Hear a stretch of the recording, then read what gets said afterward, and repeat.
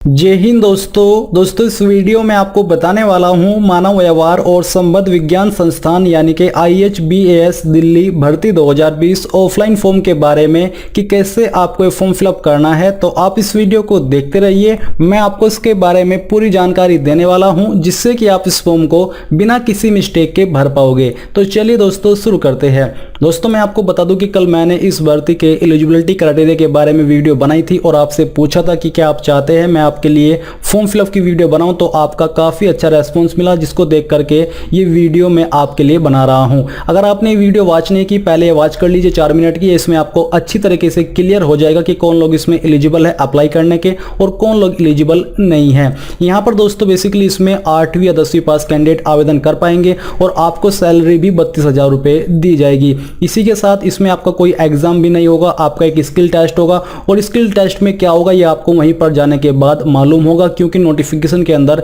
Skill test में क्या होगा ऐसी कोई जानकारी अभी नहीं दी गई है। अब चलिए दोस्तों बात कर लेते हैं कि कैसे आपको इसमें अप्लाई करना है। तो ये आपका ऑफिशियल नोटिफिकेशन है, इसी में आपको नीचे की तरफ आपका एप्लीकेशन फॉर्म मिल जाएगा। तो आपको ये एप्लीकेशन फॉर्म डाउनलोड करके प्रिंट करा लेना है और प्रिंट कराते वक्त आपको इसकी 2 या 3 फोटोकॉपी करानी है, ताकि जब आप इस फॉर्म को भरें और कहीं पर आपसे लिखने में मिस्टेक हो जाए तो आपको वो फॉर्म दोबारा से इस्तेमाल नहीं करना है, आपको न्यू फॉर्म भरना है, क्योंकि जिस फॉर्म के अंदर कटिंग हो जाती है उसको एक्सेप्ट नहीं किया जाता।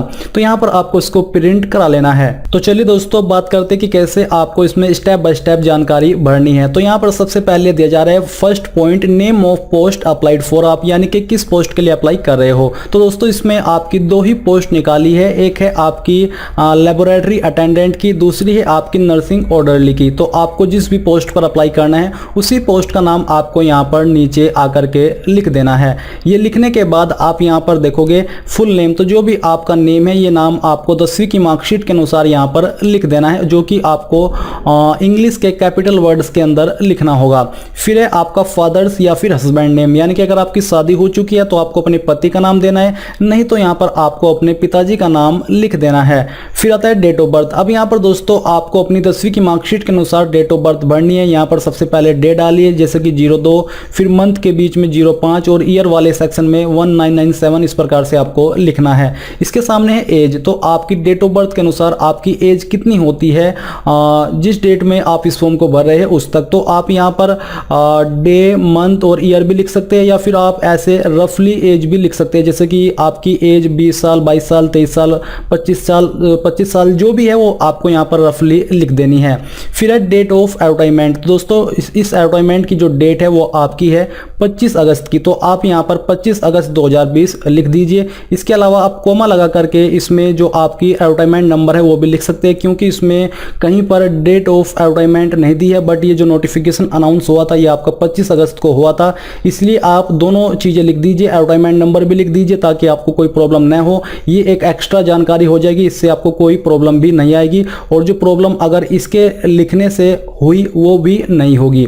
फिर यहाँ पर दोस्तों यहाँ पर नीचे आता है आपका डिमांड ड्राफ्ट नंबर, यानी कि जो आपको इसमें फीस जमा करनी है उसकी जानकारी। तो आपको क्या करना है, आपको यहाँ पर ऊपर आना है और आप देखोगे कि आपको इसमें 250 रुपये एप्लीकेशन फीस के रूप में देने हैं, और ये आपको डिमांड ड्राफ्ट के माध्यम से जमा करानी होगी। तो यहाँ पर आपको पोस्ट का नाम दिया जा रहा है और जिनके फेवर में आपको ये करानी है वो आप देख लीजिए, in favour of director IHBAS Delhi exempted for SC ST PWD candidates, यानी कि जो SC ST और विकलांग कैटेगरी कैंडिडेट है इनको फीस देने की आवश्यकता नहीं है। इसके अलावा जो कैटेगरी बचती है उनको ये फीस देनी होगी, और जो कि डिमांड ड्राफ्ट के माध्यम से देनी है और इनके फेवर में देनी है। तो जब आप ये फीस जमा कर दे डिमांड ड्राफ्ट के माध्यम से, तो आपको यहाँ पर फॉर्म के ऊपर आना है और यहाँ पर आपको डिमांड ड्राफ्ट नंबर लिखना है, डेट लिखनी है किस डेट में आपने ये फीस जमा की है और किनके ड्रोन ऑन किस डेट पर की है, ड्रॉ ऑन किसके ऊपर की है वो आपको यहाँ पर देनी होगी, यानी कि उसका नाम यहाँ पर आपको लिखना होगा। नीचे आपको बोला जा रहा है कि kindly also indicate your name and post applied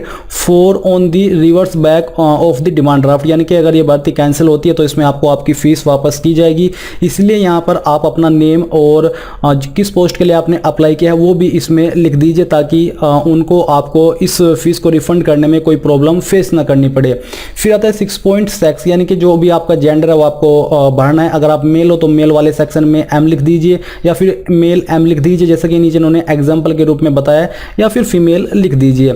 7th है आपकी कैटेगरी, तो जो भी आपकी कास्ट कैटेगरी है वो आपको यहाँ पर उसी बॉक्स के सामने लिख देनी है जो भी आपकी कैटेगरी है।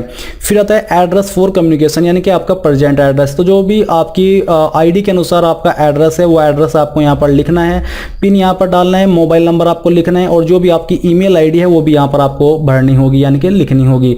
फिर 8 पॉइंट एजुकेशनल क्वालिफिकेशन यानी कि शैक्षणिक योग्यता। तो नेम ऑफ एग्जामिनेशन के अंदर आपको सबसे पहले 10th लिखना है। इसके बाद आपने किस बोर्ड से किया है वो आपको यहाँ पर लिखना होगा, जैसे कि यूपी बोर्ड, एमपी बोर्ड, जो भी आपके बोर्ड का नाम है, सीबीएसई आप शॉर्ट फॉर्म में भी लिख सकते हो। किस ईयर के अंदर आपने वो एग्जाम पास कर लिया था तो यहाँ पर आपको वो ईयर मेंशन करना होगा।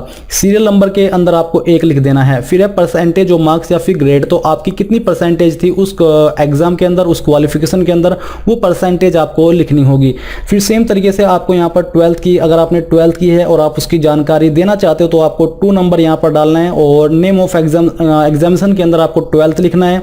यहाँ पर आपको बोर्ड का नाम देना है, किस ईयर के अंदर आपने 12th पास कर ली थी वो आपको लिखना है और परसेंटेज आपको लिख देनी है।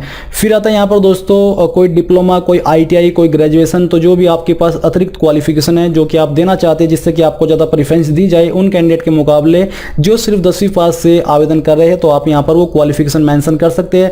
बस जो आपकी हायर क्वालिफिकेशन होगी उसमें आपको यहाँ पर अगर आईटीआई की जानकारी दे रहे हो तो आपको यहाँ पर नेम ऑफ बोर्ड, यूनिवर्सिटी के अंदर इंस्टीट्यूट का नाम देना है या फिर यूनिवर्सिटी का नाम देना है, किस ईयर के अंदर आपने पास कर ली थी वो आपको यहाँ पर भरना है और परसेंटेज आपको यहाँ पर सेम तरीके से सभी सेमेस्टर की मिलाकर के लिख देनी है।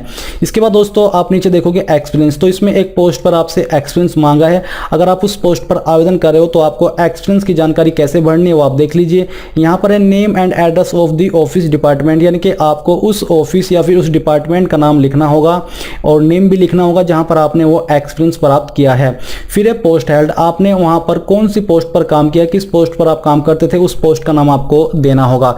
किस पीरियड से लेकर आपने किस पीरियड तक किया, यहाँ पर आपको वो डेट लिखनी है जब से आपने वो वर्क स्टार्ट किया था और यहाँ पर आपको यानी कि इस वाले कॉलम में आपको वो डेट लिखनी है जब तक आपने वो काम किया है, यानी कि फ्रॉम से लेकर टू वाली डेट आपको लिखनी है।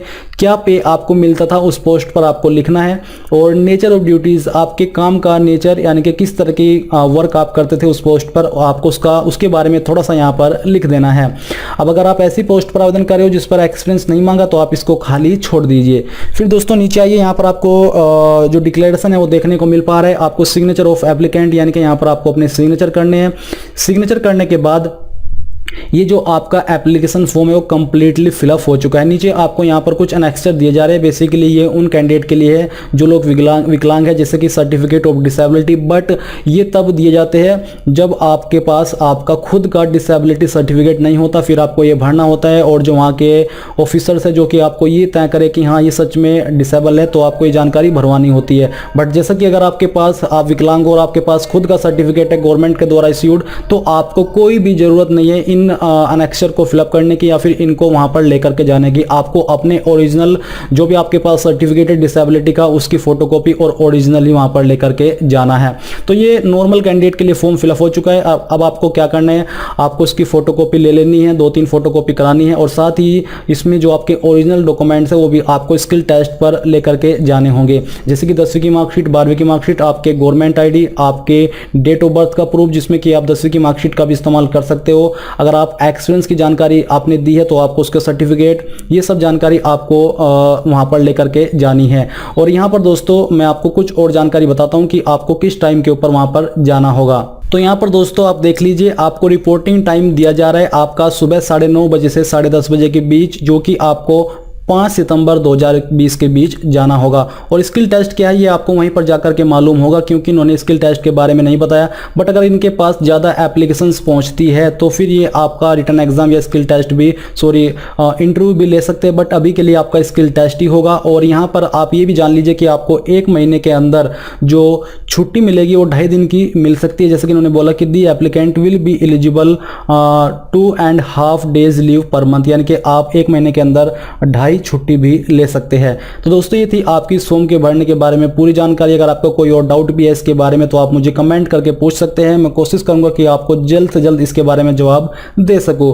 और इस वीडियो के लास्ट में एक बार फिर से कहना चाहूंगा कि प्लीज उस वीडियो को लाइक, शेयर और साथ ही साथ आपके अपने यूट्यूब चैनल ज्ञानदेव होस्ट को सब्सक्राइब कर ले और सब्सक्राइब करने के बाद बेल के आइकन को दबा दे ताकि आपको आगे आने वाली वीडियोस के नोटिफिकेशन सबसे पहले मिल पाए। जय हिंद दोस्तों।